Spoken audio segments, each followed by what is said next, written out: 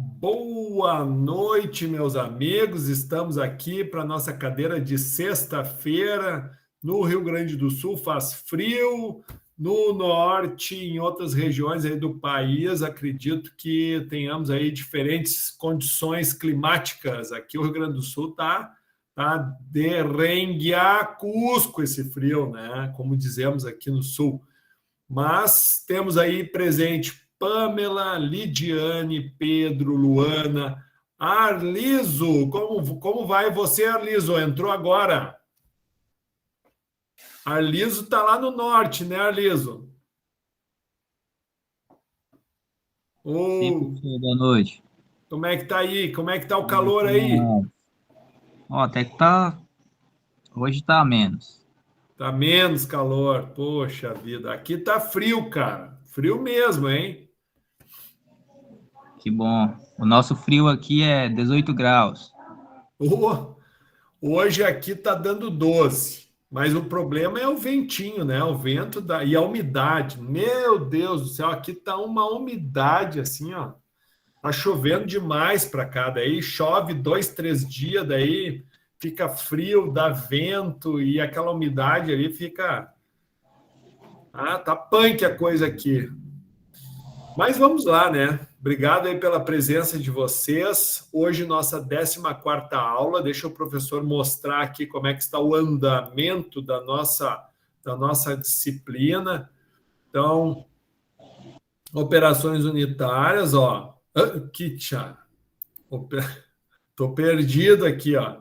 Processos petroquímicos. Agora sim, agora nos achamos.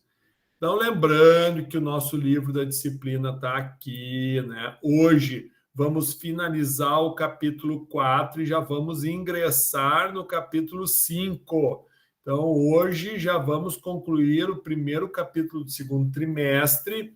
O professor já colocou um aviso, ainda não postei nada, mas a próxima aula tem avaliação e na aula 16, que é uma semipresencial. Então, assim, pessoal, semana que vem vocês vão ter meio ponto em questão, em jogo. Então, se organizem, porque logo na sequência, também na aula 17, vocês vão ter, vai ser dado abertura no relatório virtual, que é aquele relatório que vocês vão realizar uma prática virtual, e essa prática virtual, então, o professor sempre dá uma atividade mais elaborada que vale um ponto, né?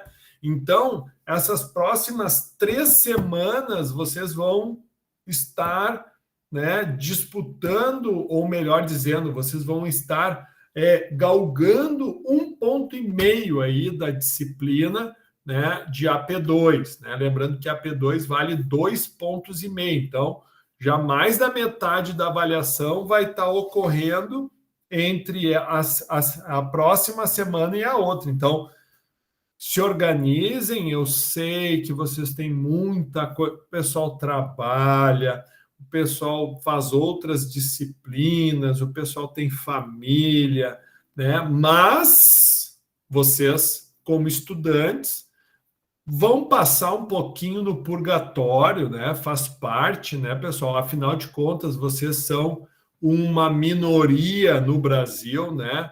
E espero que essa contribuição que o professor tenta dar aí, dispondo material, né, compartilhando aí, né, o nosso conhecimento, que vocês consigam crescer e, quiçá, né, tenham aí um futuro brilhante, ok?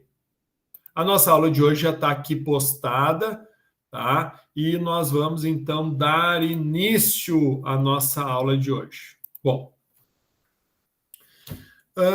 vamos começar dando feedback da aula 13, que era um questionário, né? Um Google Form que o professor disponibilizou. Vamos fechar hoje o capítulo 4 falando um pouquinho sobre a indústria de plástico e de borracha, tá?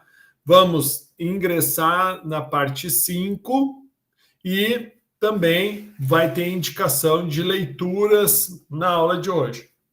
Bom, quem fez o Google Form? Então temos aí Luana, Marinês, Letícia, Pamela, Pamela Martins, desculpa, Victoria, Lidiane e Letícia de novo, né? Acho que a gente tem 2 Letícias aqui.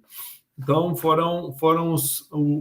foi as pessoas, então, que se comprometeram com o processo. Senti falta de mais pessoas. Tivemos aí uma participação de somente 35%. Uma pena, pessoal, uma pena o pessoal não aproveitar, né, em exercitar, em estar tendo essa vivência e checando, né, como é que está o seu aprendizado.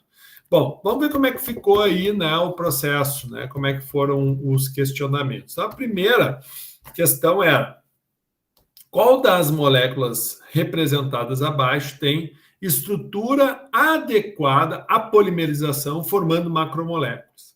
Então, para formar uma macromolécula, o que nós precisamos ter nos monômeros, né? Como a gente tem percebido, o que é desejável que ele tenha?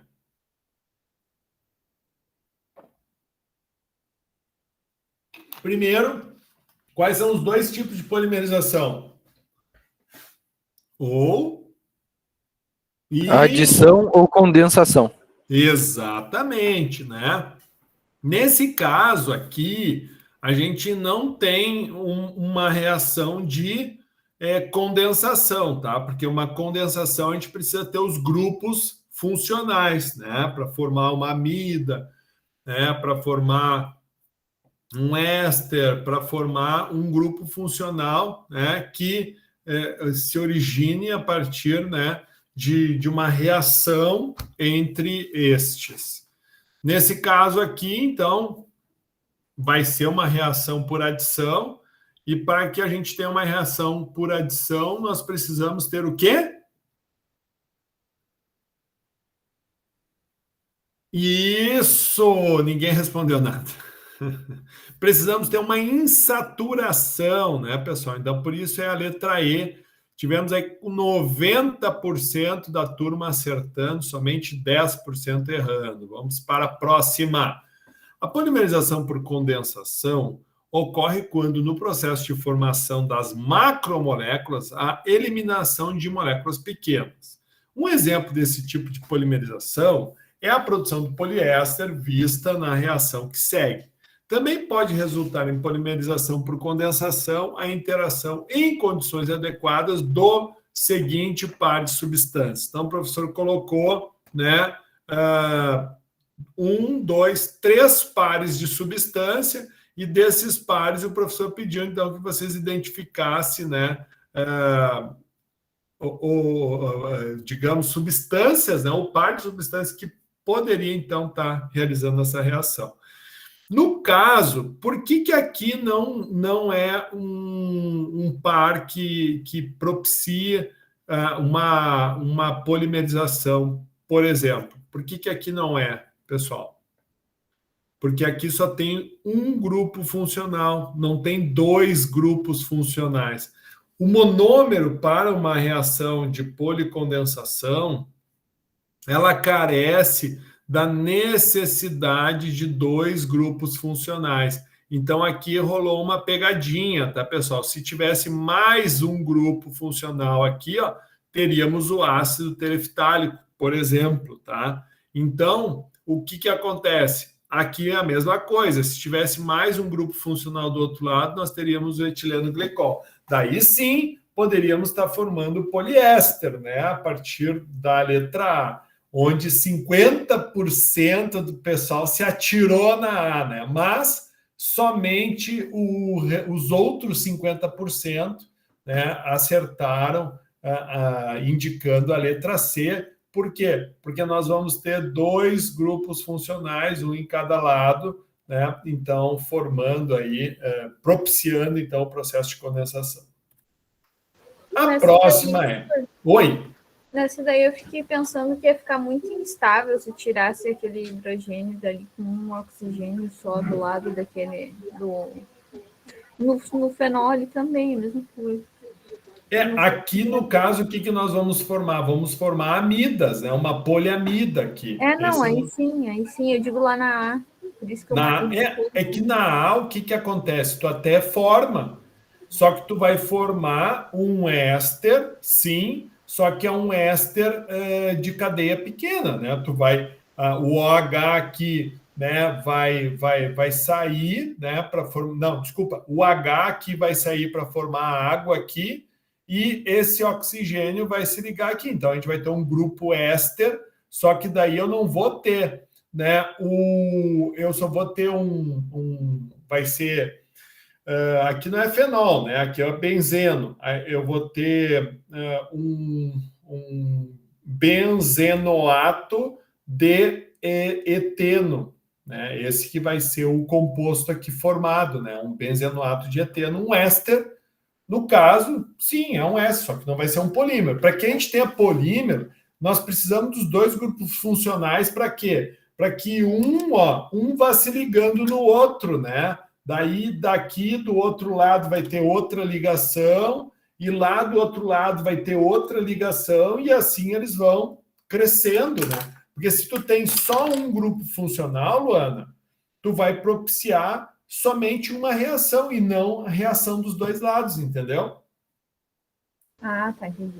É nessa linha. Pode ver aqui, ó. Por que aqui vai ter polimerização? Porque tu tem um grupo aqui, um grupo aqui, um grupo aqui, um grupo aqui. Então, desse lado vai ligar um lá, esse aqui vai ser um monômero, digamos assim, formado, mas veja, do outro lado, ó, permaneceu o grupo funcional, e desse lado também permaneceu o grupo funcional. Para quê? Para que o processo continue ocorrendo. Então, esse aqui seria o monômero da reação, da primeira reação de condensação, entendeu? Essa seria, no caso, nesse exemplo. Oi? Não, agora entendi. Então, aqui a chave é: a gente só vai conseguir uma condensação quando nós tivermos grupos funcionais, né? Ele vai ter que ser um diácido, uma diamina, um diálcool, ou algo, né, ou mais de um, né? Daqui a pouco pode ser um poliálcool, um poliácido, certo? Uma poliamina, né? Por quê? Porque daí, a partir desses, a gente consegue, então, realizar o crescimento da cadeia por meio das reações entre os grupos funcionais. Essa aqui, nossa, 100% acertou, né? Então, o polímero Teflon, utilizado no revestimento de panelas, tem forma estrutural dada abaixo. Pode-se afirmar que o polímero pertence à função orgânica polialetos, tá certo? O polimetacrilato, substância transparente semelhante ao vidro, é obtido pelo processo onde ocorre a reação de adição, pessoal, tá? Então, o polimetacrilato é uma reação de adição. Foi aquela que a gente falou sobre umas 2 aulas atrás, né? Que lembram lá que as reações de adição, nós tínhamos os vinílicos, nós tínhamos os acrílicos e outros grupos que caracterizavam, né, o processo, então, de polimerização. Sempre por adição, sempre com as insaturações presentes para que ocorra, então, a adição. O polietileno, utilizado na fabricação de filmes e sacolas, é obtido pelo processo onde ocorre a reação de adição. O PET, substância com excelente resistência à passagem de gás, é amplamente utilizado na fabricação de garrafas de refrigerante e é obtido pelo processo onde ocorre a reação de condensação. Bom, mas tu vê, o pessoal erra, né? Olha aqui, ó. 10% botou substituição, 30% botou adição. Isso mostra que o pessoal não está prestando atenção, né? Ó, o PET, por exemplo, a reação para a formação do PET é essa aqui, ó, né? Então, o PET é uma condensação. Próxima. Considere as afirmativas abaixo, né, relativas a hidrocarbonetos normais e saturados na temperatura de 25 graus e pressão de 1 atmosfera. Outra coisa que o Google Form ele não permite que tu coloque assim, né, sequencial, ele fica tudo meio embolado, mas tudo bem. Então, o estado físico mais estável de hidrocarbonetos contendo de 1 a 4 átomos de carbono é o gasoso, perfeito. O estado físico mais estável de hidrocarbonetos contendo de 5 a 12 átomos de carbono é o líquido, sim. O estado físico mais estável de hidrocarbonetos contendo de 25 a 50 átomos é um sólido cristalino? Sim. Hidrocarbonetos contendo de 25 a 50 átomos de carbono são classificados como parafinas? Sim. Polietileno, 5. Hidrocarbonetos contendo de 1.000 a 3.000 átomos de carbono são classificados como polietileno? Das afirmativas feitas estão corretas todas elas, tá? Então, nenhuma delas aqui a gente teria uma condição de erro. Todas elas estariam corretas. Então, somente 20% da turma aí acertou essa questão aqui. A baquelite ainda é bastante utilizada em utensílios domésticos e materiais elétricos. É polímero de condensação, formado pela reação de fenol com formaldeído, ocorrendo a eliminação de uma substância composta. O produto da eliminação será a água, ou seja, 80% da turma. Pessoal, não tem como liberar o formaldeído, né? Se liberar o formaldeído, o que acontece? O que acontece? Ele sobrou na reação, ele não reagiu, né?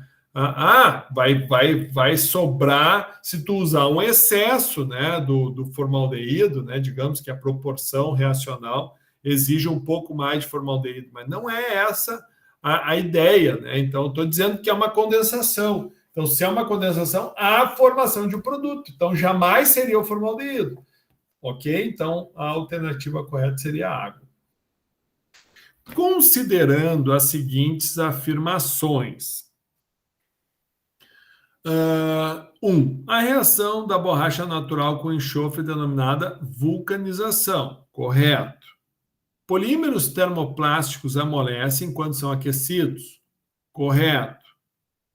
Polímeros termofixos apresentam alto ponto de fusão? Não, né? Eles não fundem porque eles são termofixos. Os homopolímeros polipropileno e politetrafluoretileno são sintetizados por meio de reações de adição? Correto. Mesas de madeira, camisetas de algodão e folhas de papel contêm materiais poliméricos? Correto. Das afirmativas feitas, estão corretos? Então, apenas 1, 2, 4 e 5. Então, 80% da turma acertou. O nylon, utilizado na fabricação de meias e linhas de pescar, é obtido pelo processo onde ocorre a reação o nylon, né? De condensação. Muito bem. Então, pessoal, a ideia dos exercícios era para vocês darem uma reforçada. Vocês, então, agora receberam aí o feedback. Espero que não tenha ficado nenhuma dúvida. Podemos continuar? Alguma dúvida, pessoal? Me ouvem? Sim, professor. Sem dúvida, pode continuar. Fala, meu amigo.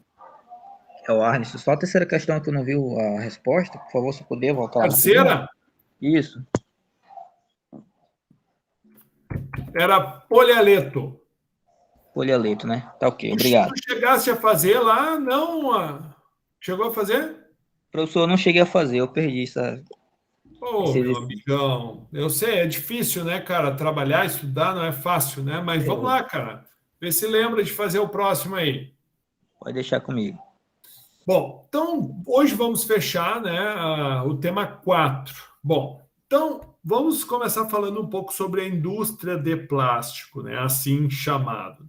Então, lá, vamos só relembrar, lá no primeiro trimestre vimos sobre o petróleo, né? Vimos primeiro sobre a extração, né, do petróleo também, que não só o petróleo é extraído, mas o gás natural, e a partir do gás natural também é possível obter-se polímeros, né? E depois disso, então, vai para o processo de refino, né, numa refinaria, exceto, né, o gás natural, que vai direto para a petroquímica, e parte do material, né, que é processado na refinaria a partir do petróleo, né, o nafta, então, segue para a petroquímica. E lá na petroquímica, então, nós vamos ter a indústria de primeira geração, que vai gerar os monômeros, né, para as reações de adição, principalmente, né, no polo petroquímico ocorre muita reação de adição, né, a maior parte delas é adição, e uma menor parte vão ser as reações aí de condensação, tá? Mas a grande maioria são reações de adição, porque elas vão ter as insaturações, né? Vai ter lá o eteno, né, ou né, o etileno, vai ter o propeno, vai ter um 3-butadieno, né? Vai ter outros, né, insumos, né, mas principalmente esses 4 aí, esses 3, né, propeno, eteno e um 4-butadieno, né, os principais hidrocarbonetos insaturados que vão, então, originar os plásticos, né, que é como a gente chama de plástico, né, os polímeros, né, e esses polímeros, então, eles vão ganhar o mercado, né, para daí formar, então, os utensílios. Então, é mais ou menos isso que eu me refiro aqui. Então, o plástico pode ser definido como material que contém como ingrediente essencial uma substância orgânica polimerizada, né, de grande massa molecular, que é sólida no seu estado terminal e numa certa etapa da sua fabricação ou do seu processamento, pode ser moldada ou conformada no artigo acabado mediante um processo de fluxo, né?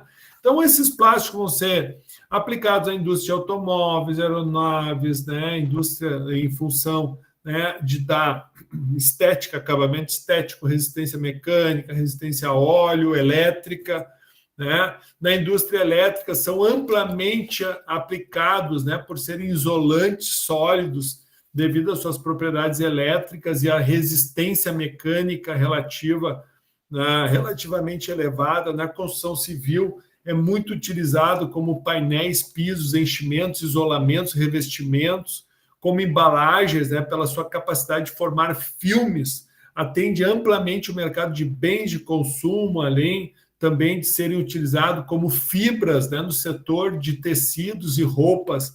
Então, na indústria de processamento químico, são empregados em dutos, tubos, tanques, torres de absorção, bombas, válvulas, graças a essa grande, né, resistência que opõe aos gases corrosivos, líquidos e sólidos. Além disso, também pode ser utilizado como arte decorativa. Então, veja, pessoal, o plástico ele é algo muito versátil e ele está aí no nosso dia a dia.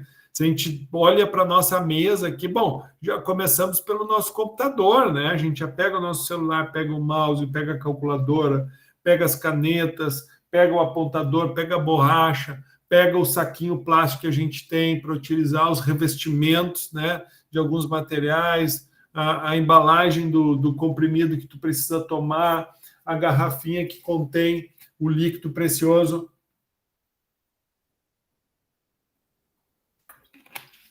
Então, o polímero está presentíssimo, né, no nosso dia a dia. Só que o plástico por si só, ele não vai ter uma aplicação, digamos assim, né, muitas vezes na forma como ele vem da indústria petroquímica, né? Ele vai precisar ser aditivado, ele vai precisar ter a ele incorporado cargas, plastificantes, corantes, lubrificantes, né? Para quê? Para que a gente tenha, então, o artefato propriamente dito, a funcionalidade propriamente dita, a resistência necessária. Então, aí entra um universo de aplicações. Só aí dá uma gama, né, de pesquisa e desenvolvimento. Então, a gente tem aí colegas aí na turma que tem essa oportunidade de trabalhar num polo petroquímico e que vê que a indústria de terceira, de segunda, né, geração recebe muita demanda da indústria de terceira geração pedindo formulação, diz, olha, eu preciso aumentar, eu preciso de uma peça assim, assim, só que ela precisa ter uma resistência tal, precisa, né, não pode inchar em presença do solvente tal, e assim por diante. Então, essas substâncias, né, elas vêm não só para dar, por exemplo, resistência às intempéries, né, mas também vem com a função, por exemplo, o PVC, o mesmo PVC que a gente utiliza, né, em tubulações de água, que ele é rígido, o próprio PVC, ele, com o uso de plastificante, ele se torna extremamente flexível. Né? Então, as gurias aí que gostam de usar aquelas calcinhas apertadas, calça apertada, né? Aquelas calças que parecem um couro, né? A calça da mulher gato, aquilo lá nada mais é do que PVC, né? Claro, carregado de plastificante, carregado de aditivos que tornam, então, esse polímero flexível, né? Daí a gente tem os opostos. Pô, mas então ele pode ser rígido ou ele pode ser flexível, e é o mesmo PVC? Sim, claro, aditivado de forma diferente, né? E aqui o professor, então, vai disponibilizar alguns vídeos muito bacanas, que eu achei bacana, né? Por quê? Porque ele vai mostrar um pouco, né? Onde é que está o plástico no nosso dia a dia, né? Vai mostrar um pouco aqui, nesse videozinho aqui, curiosidades, né? Com relação à indústria de plástico. Como é que funciona uma indústria de plástico? Então, o cara, né, fazendo uma entrevista, vai mostrar as extrusoras, vai mostrar a mistura. Então, para quem nunca viu, para quem nunca trabalhou, né, nessa área, é uma oportunidade que vocês têm, né, direcionada. Aqui já é um vídeo mais técnico, falando sobre o processo de extrusão, né? Então, eu sei que muitos de vocês, né, quando fazem cadeiras com o professor Sidney, né, ele veio da engenharia de plásticos, então ele tem, dentro da cadeira dele, ele consegue levar o pessoal lá para o prédio 29, vocês trabalham com os equipamentos, né? E essa é uma área de atuação também do engenheiro químico, né? Então, é muito bacana que vocês, então, que não tiveram a oportunidade, né, de ter essa disciplina com o CID ou não conhecem os equipamentos, então que possam visitar de forma virtual, né? Um pouco também da importância, né, das análises, principalmente que detectam aditivos que podem causar mal à saúde, né? Então, por exemplo, aqui a análise de plastificante fitálicos, né? Então, os plastificantes fitálicos, então, por apresentarem uma certa nocividade à saúde, então é necessário que se tenha, né, que se faça a avaliação do seu teor para que ele não, né, para que ele não seja ofensivo e não prejudique a saúde do usuário. Alguém quer falar? Esse próximo vídeo aqui fala sobre a química de polímeros, né? Que é a parte 3, então, mesma dinâmica, mostra o plástico, mostra os processos, né, de extrusão. Então, é uma forma bacana, fácil de vocês aprenderem, né, o nosso conteúdo através de vídeo. Bom, finalizado, então, a indústria de plásticos, né, nós temos, dentro da área, né, de processos petroquímicos, nós temos a indústria de borracha, né? Então, a indústria de borracha, ela é muito interessante. Eu trabalhei bastante tempo com borracha, e a borracha, ela é o seguinte, ó, todo o início dela foi através da borracha natural, né? Mas principalmente o grande boom que nós tivemos pela busca de alternativas para a borracha natural, né? Porque ela tinha um uso, né, extremamente importante, principalmente no período da Segunda Guerra Mundial, onde aqueles países que tinham borracha tinham pneus, tinham, né, componentes para motor, né, tinham um solado, né, para o coturno dos soldados, né? Então, uma série de itens eram fabricados, né, pela necessidade do quê? De um material que fosse flexível, de um material que absorvesse impacto. E a borracha, no início, ela era só natural. Então, nos anos, né, de 1940 até 1945, a busca por polímeros sintéticos que viessem a substituir a borracha não foi muito grande, né? Então, a gente, né, através da nossa disciplina, a gente já viu um pouquinho como é que se produz, então, os polímeros, né? Então, a borracha natural, né, ela é a chamada de isopreno, né, que é o látex da Hevea, né, da conhecida seringueira. A seringueira, ela era uma árvore que só tinha na nossa floresta, só tinha no nosso território, né? E aí foi, né, a seringueira contrabandeada, né, na época de 1930 e poucos, 1920, ela foi contrabandeada para a Malásia, né, foi contrabandeada para países, né, que eram de domínio inglês, e lá se começou, então, o cultivo, né, dessa planta, né, claro, com sua reprodução genética, né, trabalho, né, biológico bem sério. E qual foi a grande, né, o grande boom da borracha natural, né? Essa necessidade de uso, e no Brasil, principalmente nos anos, né, no final dos anos 30, início dos anos 40, que foi quando se teve a maior necessidade por borracha no mundo, né, devido, né, às características da região, principalmente região amazônica, ali, de muita umidade, né, existia o fungo, né, e esse fungo é algo natural da região, mas que acabou, então, né, digamos, promovendo uma grande peste, né, nas seringueiras. E essa peste nas seringueiras fez com que a produtividade dela caísse demais. E daí sim, né, esses outros países para onde foram levados, por exemplo, a Malásia, por não ter, né, essas características da nossa região aqui brasileira, acabaram, então, por manter uma produtividade alta e não terem, né, digamos assim, um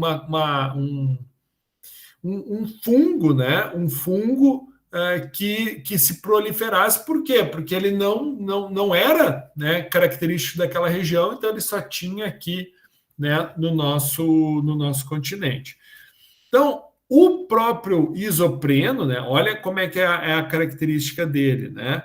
Então, o isopreno, então, posição, ó, iso, certo? E daí, essa ligação aqui, né, ela é conjugada. Então, num primeiro momento, né, o monômero isopreno, ele tem duas insaturações, ó, uma, duas.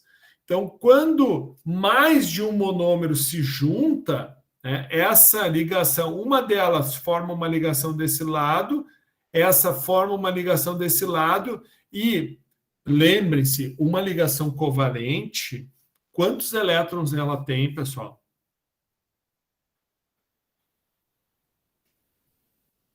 Uma ligação covalente tem quantos elétrons?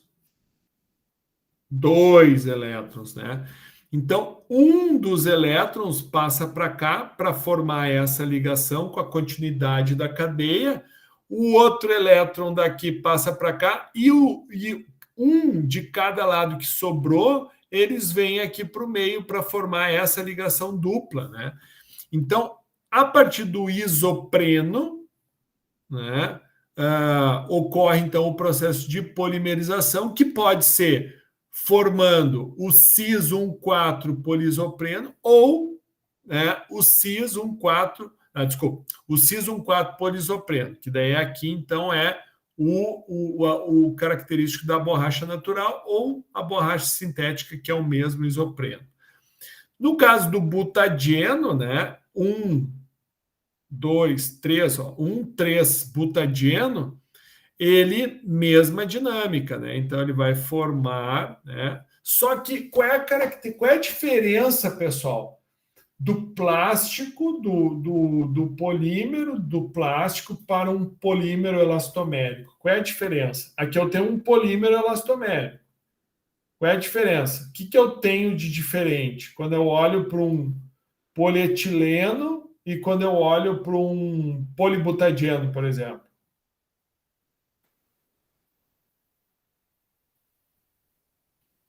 Se a gente for comparar.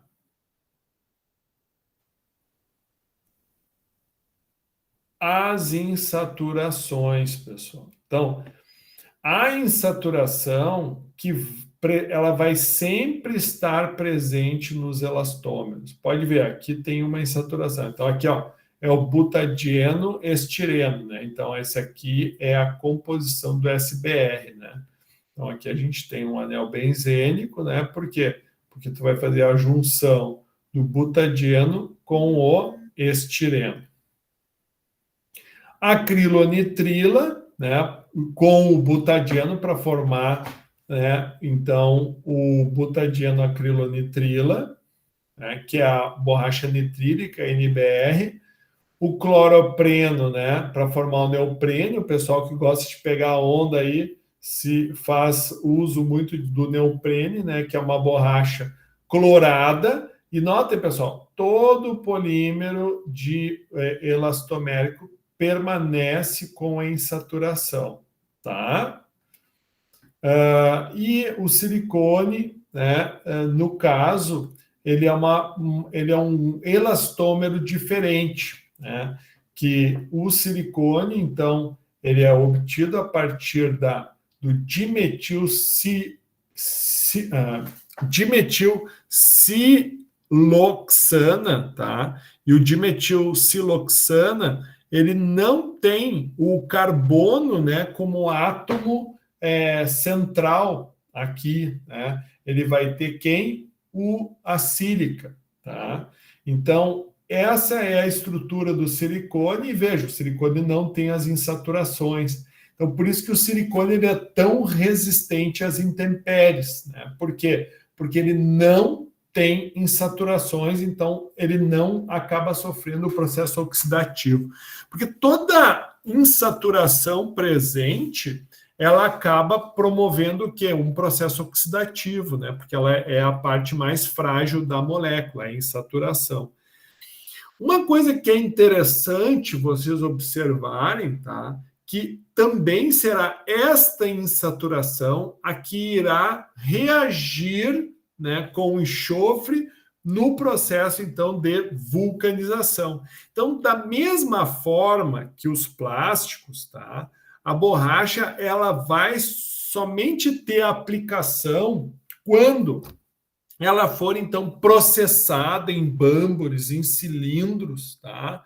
Misturando agentes de vulcanização, aceleradores de vulcanização, ativadores, né, do processo de aceleração. Então, vejam, nós temos nessa área, pessoal, uma área de química fina muito bacana. Então, eu, quando trabalhei com borracha, eu trabalhava numa indústria química que produzia aceleradores de vulcanização, a gente produzia retardadores de envelhecimento, a gente produzia agentes de vulcanização. Então, é uma área de química muito aplicada, uma química pesada, né? Mas uma química orgânica muito forte, né? Fazendo reações, obtendo produtos que vão ser pós, e esses pós, então, eles vão ser misturados. Além desses, né? Amolecedores, impregnantes, auxiliares de processo. a minha dissertação de mestrado foi produzindo facts a partir de óleo vegetal vulcanizado, né? Agentes de inchamento, peptizantes. Olha aqui, ó, o Pedro que faz a cadeira do sábado, ó o esponjante aqui, ó. O esponjante, então, é um aditivo para borracha, que foi aquele processo que a gente trabalhou lá na disciplina de processos industriais, né, que é o diazoaminobenzeno. E aqui, né, eu vou trazer, então, uma série de vídeos também aqui mostrando, né, o processamento da borracha natural aqui no Amazonas, né? Amazonas SAT. Então, o pessoal aí de cima aí pode me falar, é muito comum vocês ter seringueira aí? Como é que é a cultura da borracha aí, Arliso?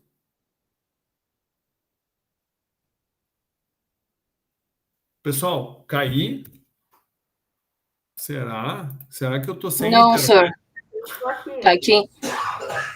Mas eu não consigo te responder isso, né? Porque eu sou daqui, eu passo frio contigo aqui, bem de boa no sul. O Maxwell também é lá de cima, não é, Maxwell? Arliso. Ô, Maxwell, tu não tem áudio, Maxwell. Fala, rapaz. Abre o áudio aí.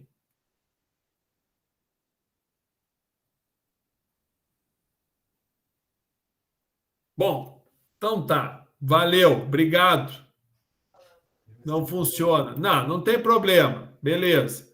Mas sim, né? Acredito que lá se tenha muito essa cultura. Por quê? Porque onde nós ainda existe, né? Ainda, né? E é isso que mostra esse vídeo, existe ainda a produção da borracha natural, né? E ela tem essa característica, assim, né? Desses fardos, isso aqui tem um comércio, né? Comercializado. É aquilo, fica aquela resina, não, aquele látex escorrendo. Esse látex, só para vocês terem uma ideia, pessoal, eu não sei, daqui a pouco o cara nunca... mas o que é isso que o professor está falando? Quem nunca... Vocês conhecem a coroa de Cristo, aquela, né? Sabe a coroa de Cristo? Outra árvore também que libera látex, tá? É a mangueira. Né? Então, aqui, ó, mangueira. Ó. Puxa. Látex da árvore da manga. Tá? Então, a manga, não sei se vocês já perceberam que quando tu tira a manga do caule, ela corre um látex, corre um caldinho meio esbranquiçado, inclusive quando tu vai comprar, ela é toda escorrida, né? Então, é um exemplo, né, de uma planta que tem um leite, digamos assim, que é o que a gente chama, né, do látex. Se tu pegar, ó, vamos ver aqui, ó, espinheira, não, é coroa de Cristo, é planta. Essa planta que é essa aqui, ó. Essa planta terrível. Quem nunca viu, o pessoal gosta de fazer umas cercas natural com isso aqui. O negócio é tenebroso, né? E o que acontece? Quando tu corta, ela sai um leite, que nada mais é um látex, tá? Claro que daí ele vai ter outra composição, outras propriedades, inclusive ele é bem venenoso, tá? Mas é esse leitinho aqui, ó. Então, daqui a pouco dá para o cara... achei interessante isso, porque isso aqui cresce de uma maneira, dá para te tirar muito desse leite aqui. E daqui a pouco, quem sabe, nós não temos um produto, né, natural aqui, uma fonte de látex, né? Não sei, estou jogando no ar aqui, daqui a pouco o cara se interessa, vou fazer meu TCC sobre isso, para ver se isso dá para processar como borracha, né? E aqui o látex da seringueira, como é que é? Ó? A extração do látex, então ele é diferente. Então, tu tem uma plantação, ou seja, várias árvores, né? E aqui tem o potinho que fica ali o tempo todo correndo. Claro que de tempo em tempo tu vai, digamos assim, tu vai cortando a árvore E o processo de cicatrização desse corte é o que acaba, então, gerando, né, o látex, porque, na realidade, pessoal, o látex ele é a proteção da árvore, né? Ou seja, ela vai refazer a sua casca. Essa que é a função do látex. Então, quando ele corta a árvore, libera o látex para ela poder, né, formar a sua casca de novo. E daí o cara se beneficia aqui, ó, acumulando esse leitinho aqui. Daí o que acontece? Aí tu vai ter que evaporar a água, porque mais de 60% é água, então. E daí tem os processos, então, de secagem. Mas, né, o professor também colocou uns videozinhos aqui sobre uma empresa que fornece insumos para a indústria de borracha. Então, essa Fragon é uma das maiores. Então, aqui eles têm os agentes de vulcanização, os auxiliares de processo. Esses dois aqui fazem um bate-papo bem bacana, e eles percorrem, eles visitam uma indústria de borracha também, para vocês terem uma noção. Por que eu estou mostrando tudo isso? Pessoal, isso são oportunidades de trabalho para futuros engenheiros. Tá? A fábrica da Vipal, lá em Santarém, na Bahia, né? Nós também temos uma Vipal aqui em Nova Prata. E o que a Vipal faz? A Vipal faz bandas de rodagem, principalmente para caminhões, né? Aqui, ó, como se faz o pneu. Então, esse vídeo é bem legal, ele mostra o passo a passo. Olha aqui, ó, quantos químicos que vão ser misturados com a borracha. Então, mostra assim a mistura acontecendo. Depois, o processo que tu tem a manta de borracha, vai para a autoclave, né, com o molde do pneu, faz a insuflação do ar para que a borracha, então, fique pressionada no molde e tu atinge a temperatura de vulcanização, que é quando as insaturações vão ser atacadas pelos agentes reticulantes, né? Um processo de fabricação de retentor especial com borracha nitrílica colorida. Então, mostrando aqui, né, a grande gama de aplicações que tem a borracha. Por exemplo, um retentor, né, de óleo, de ar.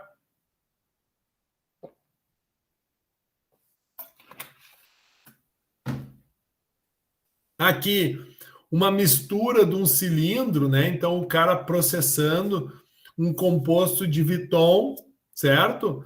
De uma borracha fluorada, né? Então, mostra cada um dos componentes, né? A função de cada um e como é que vai ficar esse artefato final.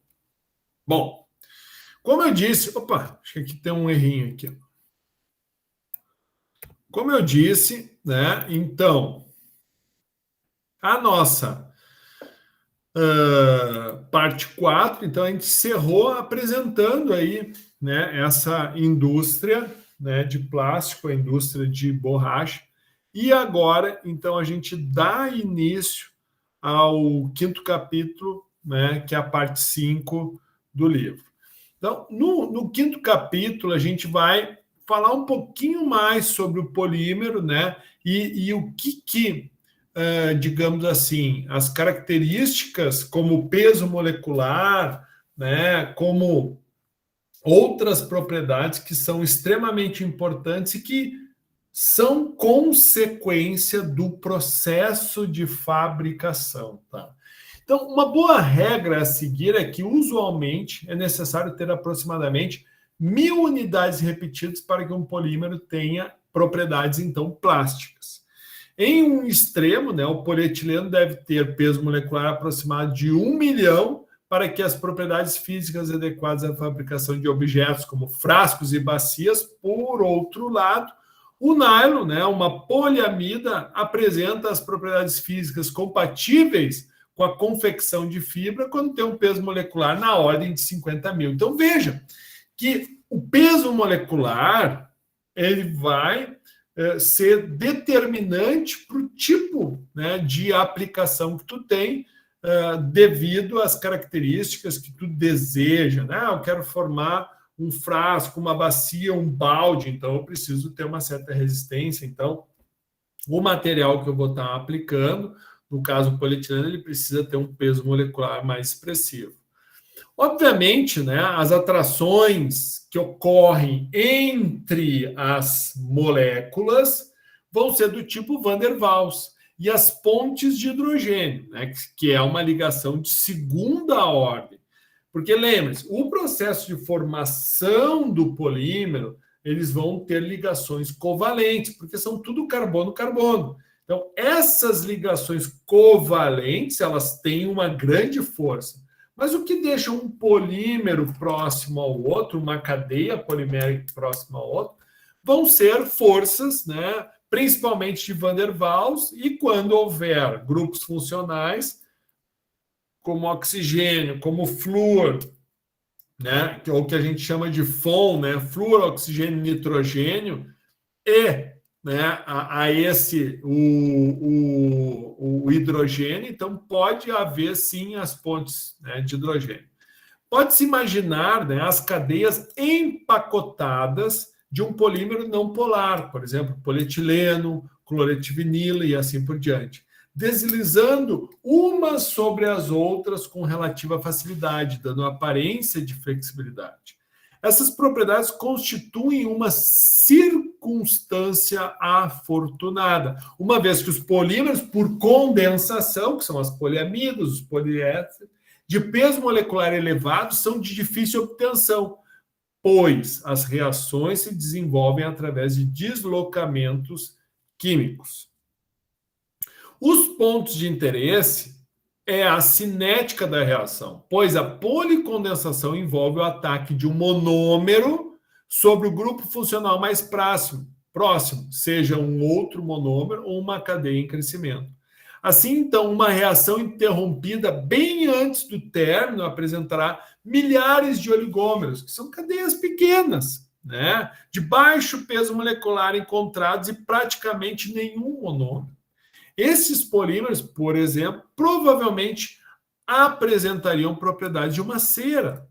A obtenção de um polímero com peso molecular mínimo para originar uma boa fibra necessita que suas cadeias relativas curtas sejam condensadas para gerar cadeias mais longas.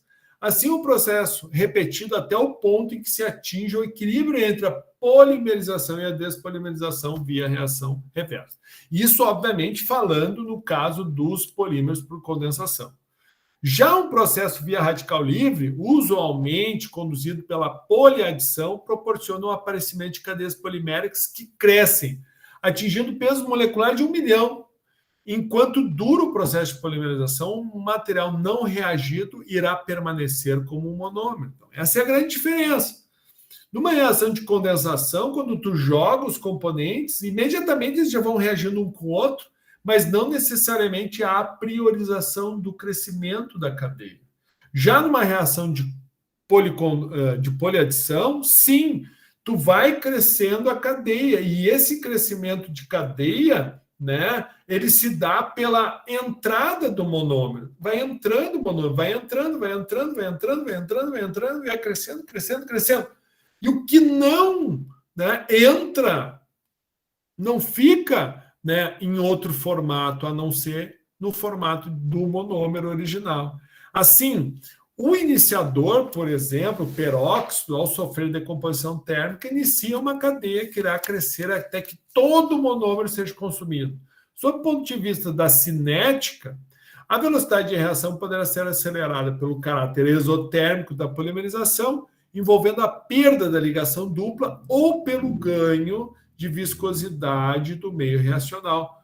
Promover a redução da velocidade da reação, pois irá tornar cada vez mais difícil o encontro do monômero com a cadeia, né, em crescimento. Então, aqui nesse vídeo, ele é um vídeo que mostra como que funciona a ação do peróxido orgânico, né, que é misturado no processo de polimerização.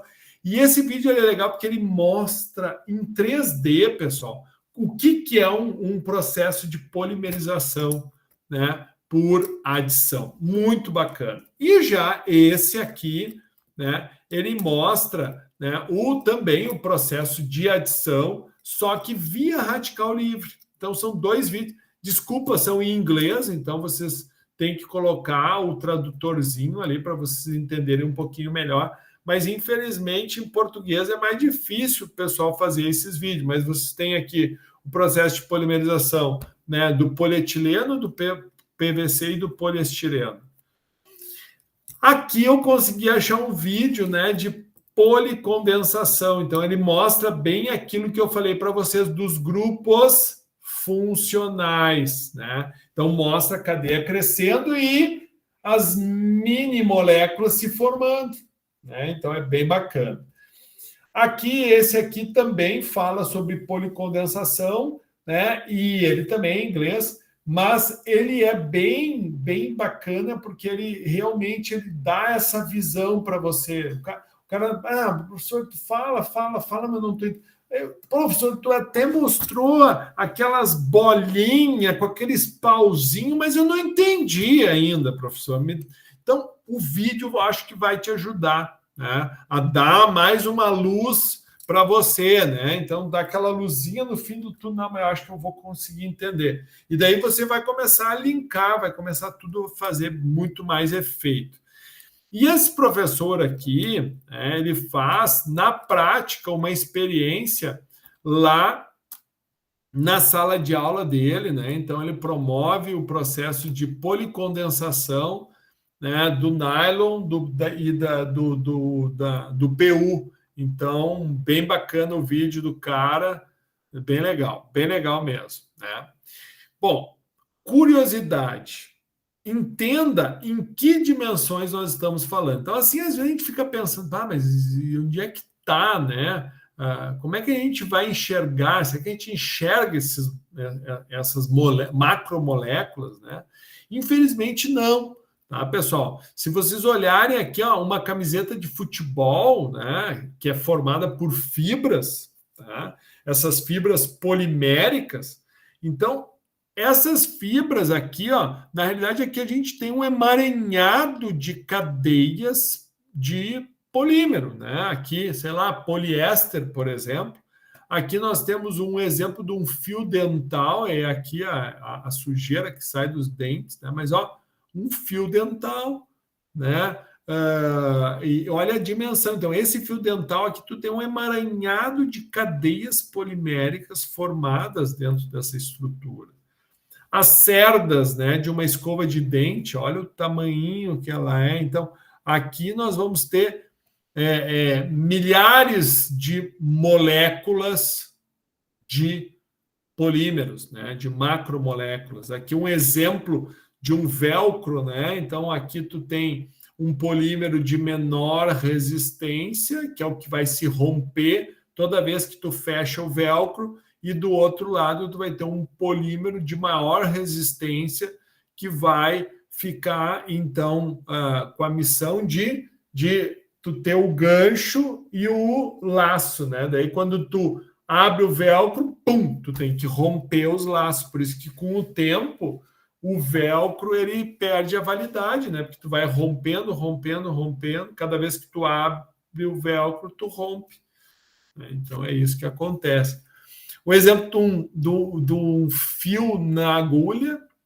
Então, é extremamente difícil o cara passar o fio na agulha. É mais ou menos isso aqui.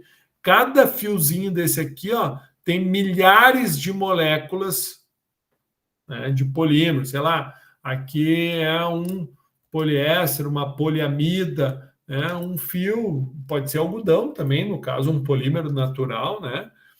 E aqui um exemplo de uma corda de violão. Aqui é o aço, né, e aqui é cada um desses cabinhos aqui de um metal, né? Um nylon, por exemplo.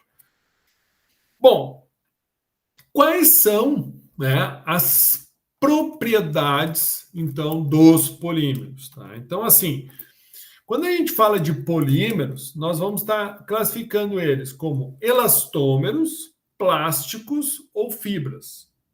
Tá?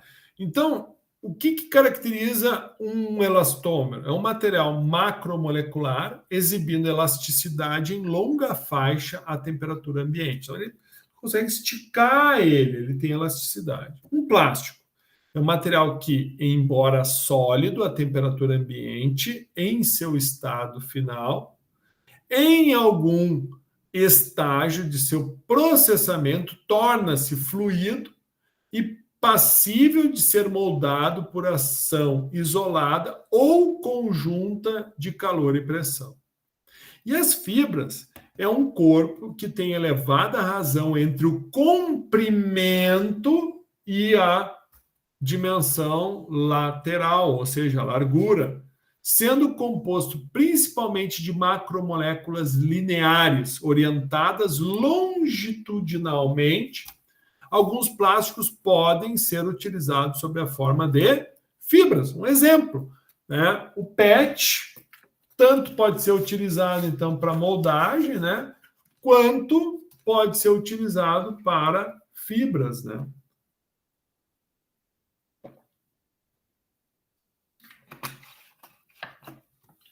Bom, em termos de capacidade de estiramento, então, o plástico ele chega, né, a aumentar em 1000 vezes o seu tamanho original.